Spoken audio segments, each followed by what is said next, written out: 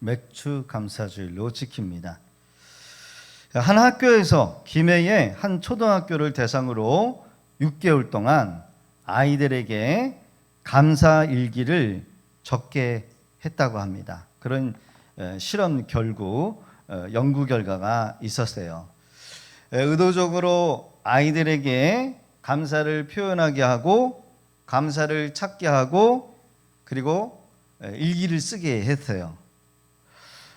약 3개월 동안 감사 일기를 작성하고 또 매일 부모에게 감사 그리고 부모님들이 자녀들에게 무엇을 감사했니?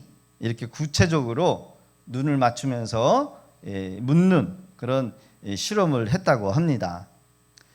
이 결과를 통해서 놀라운 변화가 있었는데 물리적인 것은 아이들의 이 뇌에 변화가 있었다고 합니다. 그리고 두 번째로는 아이들의 삶이 변화가 있었대요. 감사하는 아이들 어떻게 변화가 되었을까? 일상의 소소한 것까지 감사하는 아이로 바뀌었다는 거예요. 작은 것 하나, 소소한 것 하나. 어려운 일을 만날 때 긍정적인 자세로 문제를 해결할 줄 아는 그런 태도를 보였다는 거예요. 다른 친구들 이야기나 어른들의 이야기를 경청할 줄 안다는 거예요. 그리고 공감할 줄 아는 그런 자세를 보이더라는 거죠. 학교에서 친구들과 협력하는 태도를 보이고 가족 간의 대화가 많아졌다는 거예요. 결국은 이 실험을 통해서 아이들이 사람과의 변화, 관계의 변화가 있었다는 겁니다. 이렇게 감사가 사람을 바꿔요. 이스라엘 백성들에게 하나님께서는 감사를 명령하셨습니다. 그래서 감사는요, 해도 되고 안 해도 되는 게 아니라 하나님의 명령이기 때문에 해야 한다는 겁니다. 그런데 여러분요, 하나님께서 이스라엘 백성들에게 명령하셨을 이 당시는 감사할 수 있는 상황과 환경이 아니었다는 겁니다. 이것은 감사는 감사할 수 있는 상황과 환경을 여러분 배우는 것이 아니라 지금 감사할 수 없는 상황과 환경일 때 감사를 배울 수 있다는 거예요. 왜 그렇습니까? 감사는 미래적인 거예요. 감사는 믿음과 매우 밀접한 관계가 있기 때문에 여러분 중요하다는 겁니다. 그러니까 여러분 믿음은 곧 감사고 감사는 곧 믿음이라는 거예요. 사랑하는 성도 여러분, 맥주 감사주일 지난 6개월 동안 하나님께 감사 그리고 남은 우리의 나머지 6개월 믿음으로 감사 하나님께서 주시는 은혜와 복의 주인공 되시기를 주님의 이름으로 축복합니다. 오늘 두 가지 메시지가 있어요. 따라해 봅시다. 감사는 선택이 아니라 필수입니다. 감사는 해도 되고 안 해도 되는 게 아니라 구원받은 성도라고 한다면 반드시 감사해야 한다.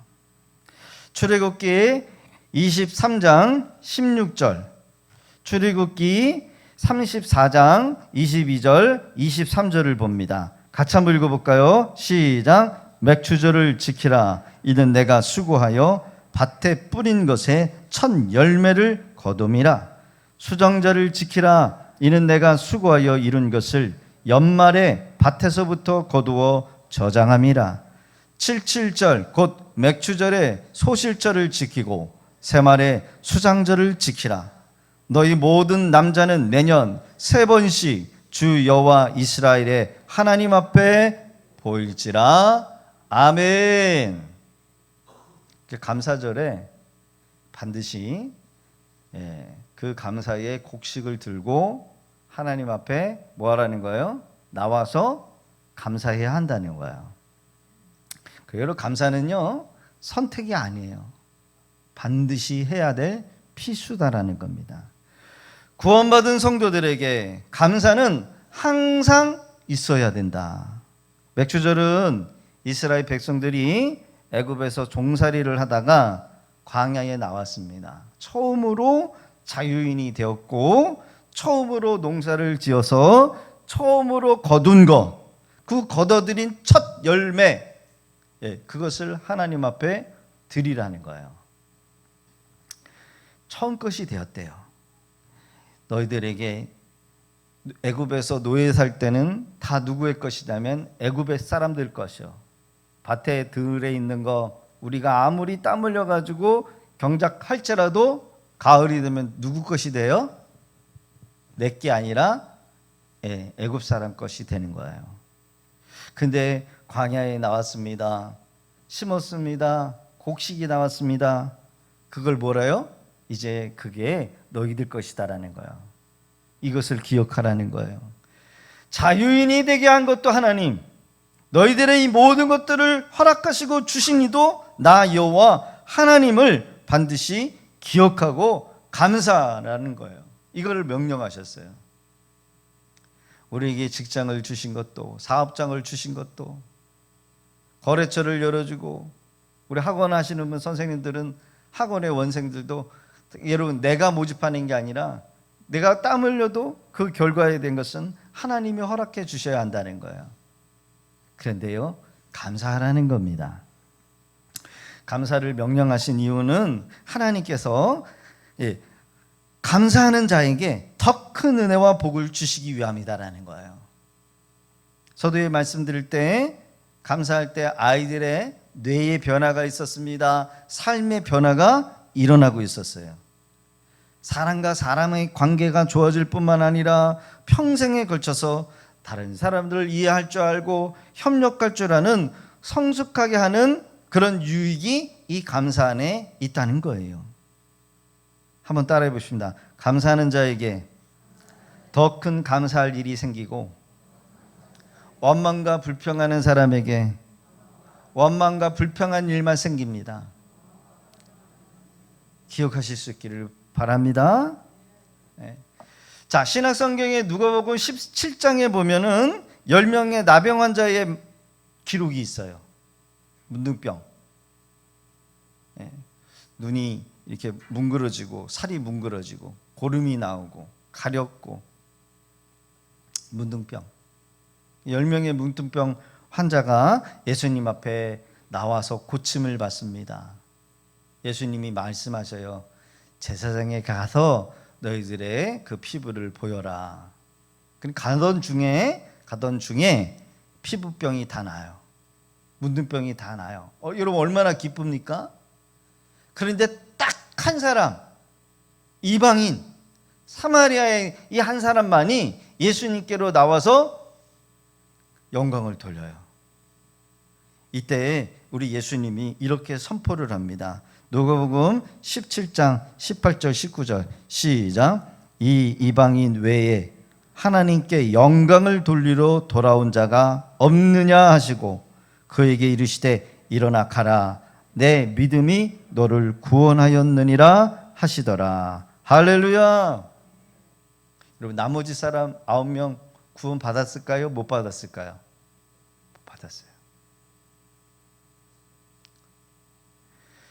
문둥병은 육체적인 이 피부병은 해결받았을지는 모르겠지만 예수님이 뭐라 그래요? 내 믿음이 너를 구원하였느니라. 감사하는 자에게 더 큰 감사의 일이 더해집니다. 감사하는 자에게 구원이 선포되어지는 것을 우리가 봐요. 여러분 감사는 누가 해요? 구원받은 사람이 하는 거예요. 자, 민수기 21장의 기록을 보면 하나님과 모세와 여러분 지도자에게 원망하고 불평했던 이 이스라엘 백성들 결과가 어떻게 나옵니까? 땅바닥에서 불뱀이 올라와 가지고 여러분 원망하고 불평하는 자들을 물어 죽게 했다라는 기록이 민수기 21장의 기록이에요. 21장 7절 8절 같이 봅니다. 시작. 백성이 모세에게 이르러 말하되 우리가 여호와 당신을 향하여 원망함으로 범죄하였사오니 여호와께 기도하여 이 뱀들을 우리에게서 떠나게 하소서. 모세가 백성을 위하여 기도하며 여호와께서 모세에게 이르시되 불뱀을 만들어 장대 위에 매달아 물린 자마다 그것을 보면 살리라. 아멘. 7절의 기록을 보니까 당신을 향하여 원망하여 뭐 했다고요? 범죄하였사오니. 여러분, 원망 불평은 죄예요. 죄라는 거예요. 이 이스라엘 백성들이 애굽에서 종살이하다 나온 사람들이 아니었습니까? 과연 감사가 여러분 습관이 되어 있었을까요? 습관이 되어 있지 않았어요. 아마 종으로 살면서 감사할 일이 없었을 거예요. 야 임마, 뭐가 감사해 임마, 그럴 거예요. 야, 아무리 일을 해도 내게 될 게 없고 다 애굽 사람이 될 거야. 우리는 미래도 없어. 꿈을 가질 필요도 없어. 내 아들이 태어나면 종이 될 것이고 종의 종이 될 텐데 종이 무슨 미래가 있어. 그냥 하루하루 살면 되는 거야. 그러게 여러분, 뭘 주어져도 늘 원망하고 불평이 습관이 되었던 사람들이 바로 노예에서 살던 이스라엘 백성들이었어요. 늘 원망과 불평하는 사람들은요, 어떤 환경과 어떤 환경이 주어져도 늘 원망과 불평할 수밖에 없다라는 거예요. 더운 날씨에 여러분 목이 마릅니다. 그 사람에게 물을 주니까 늘 원망하고 불평했던 이 사람의 말에서 여러분 감사가 나올까요? 아니에요. 늘 원망하고 불평했던 이 사람이기 때문에 여러분 늘 원망하고 불평한 일만 찾아내요. 물을 줬더니 야 이렇게 물이 미지근해, 불평하는 거죠. 아니 왜 물이 이거밖에 없어, 이렇게 불평하더라는 거예요. 그러니 여러분, 감사할 줄 아는 사람은요 어떻게 감사할까요? 야 너무 찬물이 아니고 그래 먹을만 했으니까 감사하네. 찬물 마시면 배탈을 났는데 그래도 미지근하니까 먹을만 하네. 야 물이 이 정도나 많이 남아있어? 이렇게 여러분 다른 말을 하는 거예요. 여러분 어디에서 차이를 느낄 수 있습니까? 바로 감사요. 감사를 명령하신 이유는 어려운 상황 속에서도 더 나은 미래를 바라보게 하기 위하여라는 겁니다. 더 나은 미래를 바라보기 위해서 하나님은 감사를 명령하고 계세요. 두 번째로는 여러분들의 믿음을 성장시키려고 하는 하나님의 계획이 안에 담겨져 있는 겁니다. 감사는 명령이다. 감사는 믿음이다. 감사는 더 좋은 것을 주시기 위한 하나님의 약속입니다. 할렐루야.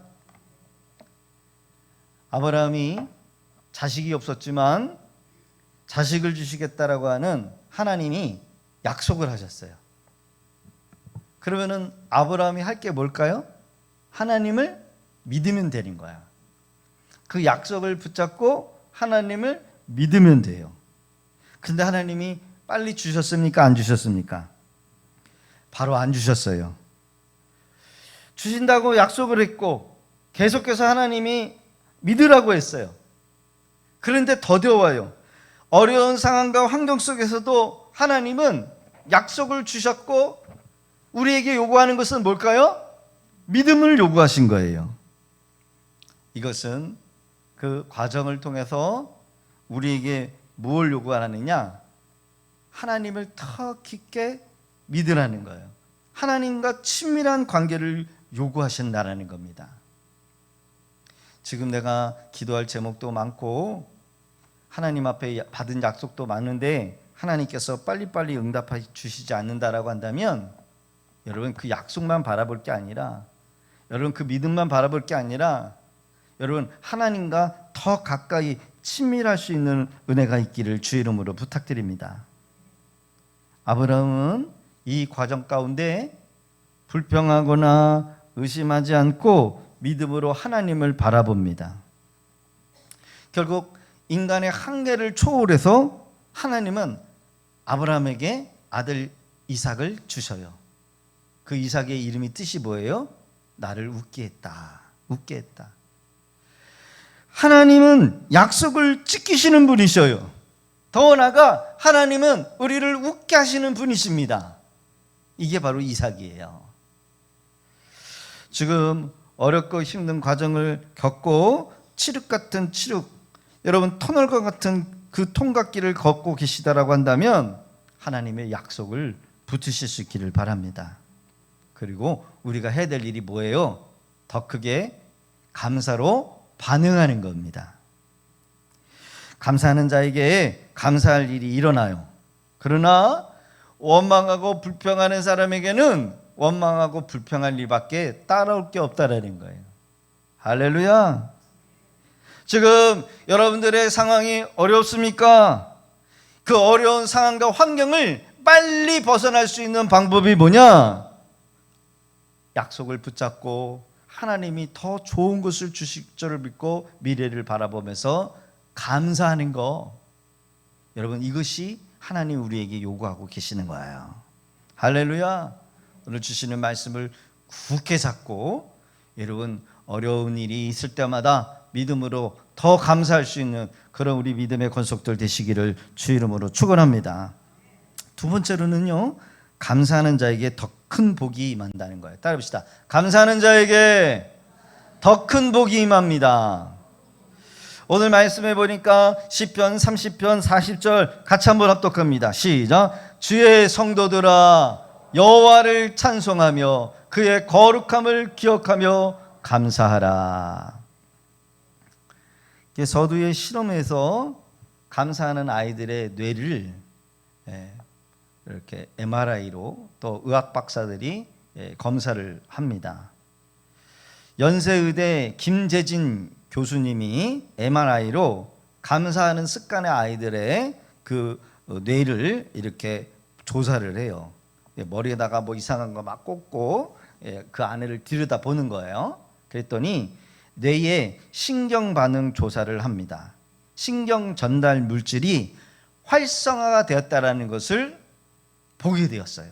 그러니까 감사하지 않는 아이들의 뇌와 감사하는 아이들의 뇌를 이렇게 보니까 앞에 전두엽에 신경 전달 물질, 신경 활성화되는 그 물질이 막 이렇게 생성이 되는 것을 보였다는 거예요. 이것은 무엇을 말하느냐? 여러분, 믿음이 없는 사람보다 믿음이 있는 사람들이 어려운 상황과 환경을 잘 견뎌내기도 하고, 믿음이 있는 사람이 믿음 없는 사람보다 더 행복한 삶, 안정된 삶을 살아낸다라는 것이 연구 결과로 발표가 된 거예요. 오늘 본문 시편 30편 4절의 기록을 보면 주의 성도들아 여호와를 찬송하며 그의 거룩함을 기억하라는 거예요. 기억하라. 그리고 뭐 하래요? 감사하라는 거예요. 여러분, 어떤 은혜, 어떤 복을 주시기 위함일까요? 여러분, 우리 하나님께서 여러분들의 만나는 모든 어려운 문제들을 해결해 주신다는 거. 이게 바로 구원이에요.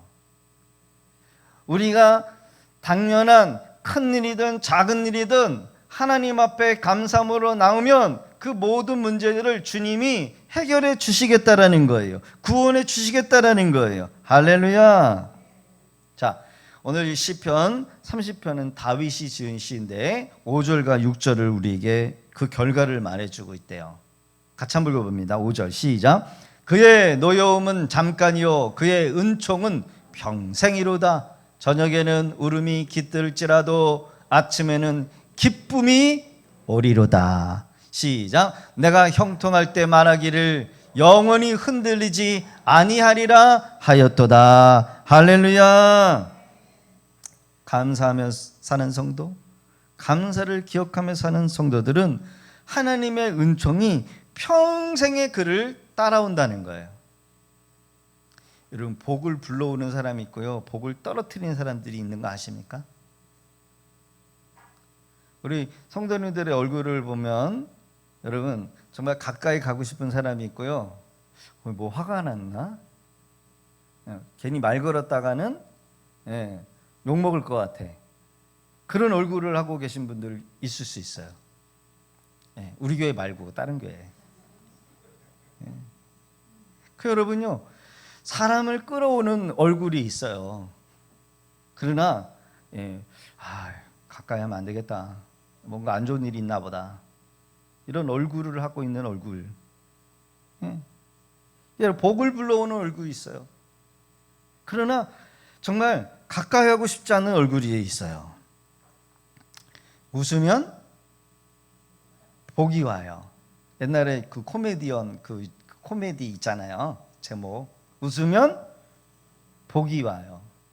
웃으면 복이 와요. 여러분 정말 맞는 말이죠. 웃으면 복이 와요. 여러분 우리의 삶에 왜 고난이 없고 슬픔이 없습니까? 그러나 하나님께 감사하는 성도들에게는 저녁에 울음이 깃들지라도 아침에는 기쁨을 맛보게 하신다는 거예요. 저녁의 울음이란 죄로 인해서 징계를 받을 수밖에 없는 그런 상황을 말해요.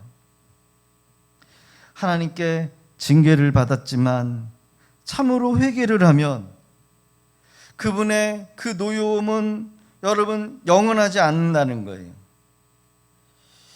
그분의 베풀어 주시는 은총은 평생이라고 한다라는 이 단어가 있는데 하나님은 죄에 대해서 노여워하시지만 그 노여움은 짧고 일시적이다라는 거예요. 여러분 우리가 왜 실수 안 합니까? 왜 우리도 죄를 짓지 않습니까? 죄를 지으면 징계가 따라와요. 징계를 받으면 아파요. 괴로워요. 그러나 여러분 징계를 받는다라고 하는 것은 하나님의 사랑이 있기 때문에 그래요. 여러분 징계를 안 받으면 그 사람은요, 내가 구원 받았는가? 여러분 생각해 봐야 돼. 징계 가운데 하나님의 여러분 사랑이 있기요. 사랑이 있기 때문에 죄에서 구원하려면 하나님이 징계할 수밖에 없다는 거예요. 징계 속에서라도 여러분 하나님을 경험해 본 자는 원망이 아닌 감사가 흘러나올 수밖에 없습니다. 하나님은 징계만 주시는 분이 아니라 징계 후에도 기쁨을 주시는 분이에요. 여러분 남의 자식이 잘못했으면 불러다가 때립니까? 내 자식 여러분 잘못하면 가만 두면 안 돼. 매를 들어야 돼요. 그렇죠? 매를 들을 때 때리는 부모님도 아프고 맞는 자식도 아파요. 만약에 맞는 자식이 삿대질을 하고 덤비면 그 자식은 가망이 없는 거예요.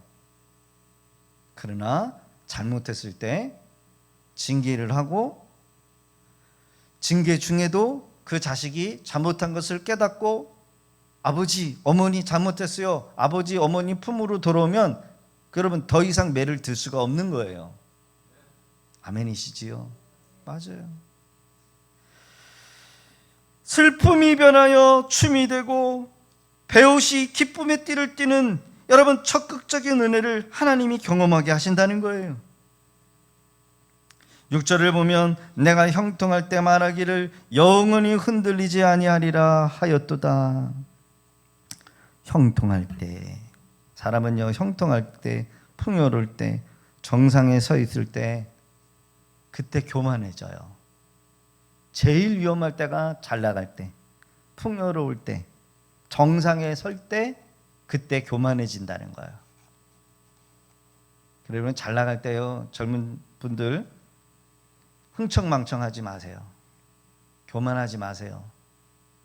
그 정상이 계속해서 영원토록 될 것 같은데 여러분 거기서 내려올 때가 있다는 거예요. 내 힘으로 내 능력으로 여기까지 올라왔고 그것을 하나님께 영광을 돌리고 감사하기보다 사람들에게 자랑하기 위해서 우쭐거리고 싶을 때가 많아요. 여러분 좋은 집 사가지고 집들이 왜 해요? 자랑하려고. 차 사가지고 여러분 그거 뭐예요? 자랑하고 싶지 않아요? 야, 나 차 샀다. 차 바꿨다. 자랑해요. 야, 이번에 나 사업장 넓혔다. 거래처 넓혔다. 자랑하는 거예요. 내 능력으로 내 힘으로 여기까지 올라왔다. 우쭐거리고 싶을 때가 있어요.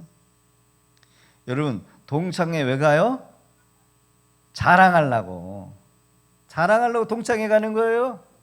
자랑할 게 없으면 동창회 가면 돼요, 안 돼요? 가면 안 돼요. 거기 다 자기 자랑하려고 오는 친구들이요. 여러분 보니까 우쭐하고 잘나가고 이럴 때 넘어지고 교만해지고 실수해요. 그때 여러분 하나님의 은혜가 멈춥니다. 하나님께서 얼굴을 가리자 근심하게 되었다라고 하는 것을 다윗은 경험해 봅니다. 사람의 형통함, 인간의 형통함은 전적이 하나님의 은혜에 달려 있음을 이 시편의 저자 다윗은 몸소 경험은 본 후에 자신 있게 깨닫고 고백하는 거예요. 다윗은 우리가 크게 생각하기를 5점이 있어요. 5점, 그렇죠? 우리아의 아내 밧세바를 취해서 여러분 자기 아내로 삼았어요. 전쟁 중에 지금 전쟁터에 다윗도 나가서 전쟁을 해야 될 터에 군사들을 전쟁터에 보내고 왕궁에 한가위롭게 걷고 있었을 때 밤에 저 담 너머 밑에서 마을 밑에서 목욕을 하고 있는 밧세바를 봅니다. 밧세바가 처녀이면은 당이었는데 유부녀였어요. 그 유부녀를 취해서 자신의 아내가 되도록 만듭니다. 알고 보니까 임신을 했대요. 알고 보니까 우리아 장군의 아내였대요. 이것을 무마시키기 위하여 전쟁의 선봉 우리아를 보내서 의도적으로 전사하도록 만듭니다. 완전 범죄죠. 여러분 들통났어요? 안 들통났어요? 하나님이 다 보고 계셨어요. 나단 선지자를 보내서 책망을 합니다. 이때 다윗은 회개를 해요. 하나님 앞에 잘못했다라고 회개해요. 그러나 여러분 왕이 돼서 최고의 정점을 찍었을 때 다윗은 넘어졌어요. 성경에 우리 성도들이 알기에 다윗이 잘못은 여러분 밧세바를 범했다는 거, 유부녀하고 온전치 못한 관계를 맺었다. 이게 큰 죄라고 생각을 하지만 여러분 성경은 이게 큰 죄라고 말을 하지 않아요. 다윗에게 더 큰 죄가 있었어요. 바로 교만이었어요. 다윗의 나라가 태평성대를 이룰 때 다윗은 자신의 성공을 취하기 위해서 하나님의 허락함이 없는 인구조사를 강행하게 합니다. 교만이었어요. 그래서 하나님이 전염병을 돌게 하시는데 이 전염병이 3일 동안 도는데 약 7만 명이 죽습니다. 누구의 죄 때문에? 다윗의 교만 때문에. 사람이 잘 나가면은 여러분 이렇게 되나 봐요. 미국의 트럼프 대통령도 보니까는 자기 종이 화폐에다가 자기 얼굴을 집어넣겠다라고 하는데 법적으로는 죽은 사람만 화폐에다가 얼굴을 집어넣는데 자기 얼굴을 좀 집어넣어야 되겠다. 그게 안 되면 자기 사인이라도 집어넣어야겠다. 이거 교만이죠. 교만이야. 역대상 21장 7절과 8절을 봅니다. 같이 한번 읽어볼까요? 시작. 하나님이 이를 악하게 여기사 이스라엘을 치심해 다윗이 하나님께 아뢰되 내가 이 일을 행함으로 큰 죄를 범하였나이다. 이제 간구하옵나이다. 종의 죄를 용서하여 주옵소서. 내가 심히 미련하게 행하였나이다 하니라. 아멘. 다윗이 깨달은 게 뭐예요? 나의 성공, 나의 형통함, 이것은 하나님의 은혜입니다. 하나님의 은혜입니다. 내가 형통할 때 말하기를 영원히 흔들리지 아니하리라 하였도다. 여러분 시편 30편 6절에는 이런 의미가 이 안에 내포되어 있어요. 하나님의 은혜를 깨닫지 못하면 교만해져요. 감사할 것이 많음에도 불구하고 감사를 모르고 원망 불평에 여러분 거기에 우리의 시선이 꽂히고 거기에 여러분 우리의 마음을 두게 되면 그 결과는 좋지 못한 결과를 가져온다는 거예요. 아마 그러실 거예요. 맥주 감사절을 오늘 우리가 예배하는데 무슨 감사할 게 있어야지 감사하지 이렇게 생각하시는 마음이 있다라고 한다면 여러분 그거 교만이에요.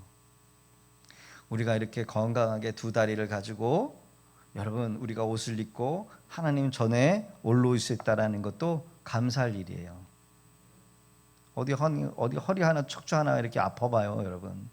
여러분 옷도 못 입고요, 화장실도 못 가고요, 서지도 못해요. 제가 미각이 한번 나간 적 있잖아요. 미각을 나가면요, 여러분 한 달만 미각이 나가도요 10kg, 20kg 그냥 빠져버려요. 우울증이 찾아오고요, 공황장애가 찾아오고요, 더 이상 살고 싶지 않은 그런 생각이 들어요. 이게 얼마나 여러분 아무것도 아닌 것이, 여러분 당연한 것이 아니라니까요. 반드시 기억해야 합니다. 감사하는 자에게 더 큰 감사가 온다는 것. 원망과 불평하는 자에게 불뱀이 올라와서 저주를 받게 돼요. 성경 민수기 여러분 몇 장에 있어요? 21장의 기록이에요. 성경 21장. 원망과 불평하는 이스라엘 백성들이 불뱀이 올라와 저주를 받아요. 6개월 전에 PD수첩에 우리는 죽음을 어떻게 대할 것이다 라고 하는 그런 영상 보도가 나간 적이 있습니다. 우리는 어떻게 죽음을 대할까? 그 영상에 사람들이, 일반 사람들이 나오는데, 선천적으로 희귀병을 가지고 있는 사람과 병으로 인해서, 사고로 인해서 후천적으로 얻은 고칠 수 없는 그런 병을 가지고 있는 사람들이 나와요. 그런데요, 그들이 고통을 받는데 인간이 상상할 수 없는 통증에 시달린 사람들이 거기에 나와요. 얼마나 통증이 시달리는지, 그냥 잠도 못 자고 밥도 못 먹고 그냥 죽고자 하는데 그냥 죽는 게 쉬운 게 아닌 거야. 그래가지고 이 사람들이 사는 것보다 죽는 게 더 낫다. 내가 왜 살아서 이런 고통을 받는가. 너무 고통스러워서 죽으려고 자살을 선택을 해요. 그러니까 우리나라는 자살할 수가 없으니까 어느 나라예요? 그 나라 이제 또 가르쳐 주시면 또 거기 찾아가실 분이 있어가지고 안 되겠어. 그래서 그 나라에 가면은 자기가 이렇게 단추를 눌러서 자살할 수 있는 그런 시스템이 있대요. 그 영상을 보면서 여러 가지 생각이 교차가 됩니다. 여러분, 고통과 눈물과 병과 죽음이 없는 천국이 있어요. 그러나 여러분, 영원히 이 고통이 끊이지 않고 멈추지 않는 지옥이 있다는 거예요. 어떻게 보면은 이 지구상, 우리가 살고 있는 이 세상은 천국도 경험해 볼 수 있고 뭐예요? 지옥도 경험해 볼 수 있는 그런 중간 지대가 이 세상이 아닐까, 이런 생각이 들어요. 내 계획대로 잘 되고 내 뜻대로 잘 되면 우리는 뭐라 그래요? 야, 여기가 천국이다.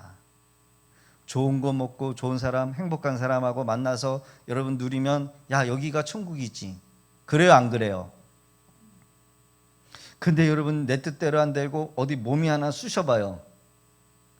그 몸이 쑤시는 게 3시간 동안 계속 돼봐요. 30분만 돼봐요. 야, 지옥이, 여기가 지옥이구나. 어떻게 보면 여러분, 천국과 지옥을 경험해 보는 것이 우리가 살고 있는 이 세상이요. 그런데 여러분요, 감사하는 사람에게는요, 지옥과 같은 상황과 환경도 천국으로 만들어 놨다는 거예요. 근데 여러분요, 천국 같은 상황과 환경 속에 사는 사람이 여러분, 지옥을 만들어 버리는 사람들이 있어요. 지옥을 만드는 사람의 특징이 뭘까요? 감사를 모른다는 거예요. 그게 차이예요. 감사하는 사람은 지옥과 같은 상황도 천국으로 만들지만, 천국과 같은 삶을 살고 있으면서도 늘 원망하고 불평하고 가진 게 없다라고 하면서 여러분요, 지옥을 만들어내는 사람이 있어요. 묻겠습니다. 나는 감사하는 사람일까요? 나는 늘 불평하는 사람일까요? 여러분, 감사를 배우실 수 있기를 바랍니다. 내 삶의 감사가 넘쳐날 수 있기를 바랍니다. 여기가 지옥인 사람이 있어요. 지옥을 만드는 사람이 있어요. 그 사람이 가면 그 공동체를 깨버리고, 그 사람이 다니는 직장의 관계를 깨버리고, 그 사람이 들어가면 다 지옥으로 만들어버리는 사람이 있어요. 그러나 어떤 사람은 천국으로 만드는 사람이 있어요. 서로 싸우는 사람이 있으면 그 안에 들어가서 화목하게 만들어요. 어느 공동체에 들어가면 문제가 해결이 되어요. 가정에 들어가면 가정을 화목하게 만드는 사람이 있어요. 감사하는 사람이에요. 감사하는 사람. 차이가 뭐예요? 감사. 여러분, 우리는 배워야 합니다. 감사를 배워야 돼요. 내가 주님의 은혜로 구원받은 하나님의 아들, 딸임을 감사합니다. 내가 지옥의 백성이 아닌 천국의 백성이라서 감사합니다. 내가 예수 안에서 늘 은혜 가운데 있음을 감사합니다. 내가 하나님 건강하게 내 스스로 옷을 입고 서서 가고 싶은 곳도 다 다니고 먹고 싶은 거 먹을 수 있고 내가 하고 싶은 거 다 할 수 있게 해주시니 여러분 감사합니다. 어느 목사님은요, 주일만 되면 아침에 잠을 이렇게 깊게 못 자가지고 수면제로 토요일날 저녁에 설교 준비하고 그 긴장감 때문에 평생에 이 수면제를 못 끊는 그런 목사님이 계시더라고요. 근데요, 저는 여러분요, 주일날 되면은요 빨리 주일날 강단에 오르고 싶은 그런 마음이 들어요. 부담감이 없어요. 얼마나 좋은지. 주일날 되면 기다려져요. 내 세상이다. 내 날이다. 그래가지고 이 날이 기대가 돼요. 그래서 어저께 이렇게 설교를 준비하면서 하나님이 그런 마음을 주는 거예요. 형서봐, 설교의 자리는 아무나 서는 게 아니야. 너는 정말 중요한 일을 하고 있어. 사람들에게 희망을 주고 생명을 주는 말씀을 전하는 일, 이게 얼마나 중요한 일인지 아니? 저한테 그런 마음을 주는 거예요.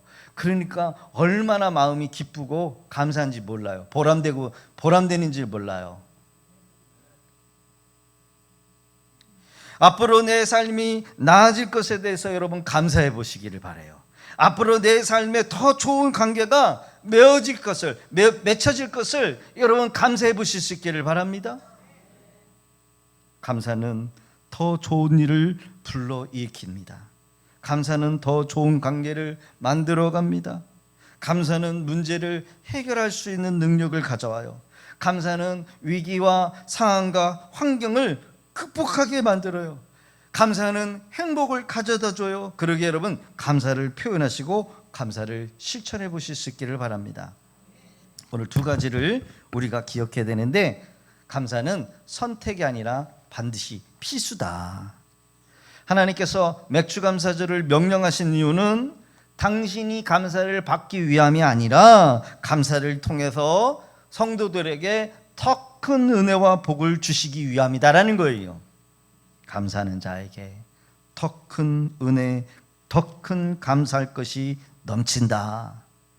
감사하는 삶을 실천하는 방법 중에 하나는 여러분 매일 소소한 세 가지 하나를 여러분들이 적어보는 게 중요해요. 기독교 백화점에 가면은 감사일기가 있어요. 제가 작년에 사놓은 게 있는데 너무 아까워가지고 안 적어놨어요. 하루에 세 가지씩 한번 적어보실 수 있기를 바라요. 감사를 적으면 행복해지고 어려움이 있어도 스트레스를 받지 않고 위기를 기회로 만들어간다. 그리고 감사를 표현해 보세요. 다른 사람들에게 여러분 감사를 카톡으로 다 보내보세요. 아들, 딸에게 네가 건강하게 오늘도 살아있어서 감사한다. 공부는 좀 못하지만 건강하게 늘 학교 다니고 와서 감사하다. 학자들의 연구 결과 감사의 훈련을 최소 3개월 이상 지속해야 한다라고 합니다. 하나님께 감사하고 부모님께 감사하고 직장의 동료들에게 감사하고 만나는 이웃들에게도 감사하고 우리 자녀들을 보면서 감사하고 이번 한 주간 감사로 하루하루를 열고 하루를 닫는 그런 우리 복된 성도님들 다 되실 수 있기를 주 이름으로 축복합니다.